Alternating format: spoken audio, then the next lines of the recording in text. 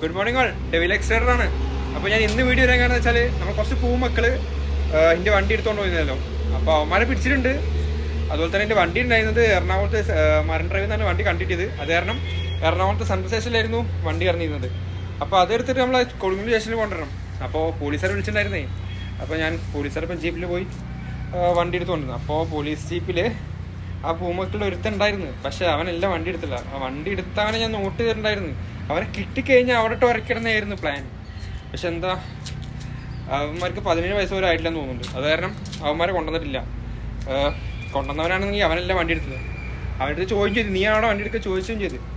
അപ്പോൾ അവൻ പറയുന്നുണ്ടായിരുന്നു, അത് ക്യാമറയുടെ മുന്നിലൊക്കെ എടുക്കുമ്പോൾ അവന് പേടിയിലുണ്ട്. അവൻ മാറിന്ന് അവനില്ല, അവൻ വേണ്ടെന്ന് പറഞ്ഞു അത്ര. അത് കാരണം ഞാൻ അവനൊന്നും ചെയ്തിട്ടില്ല.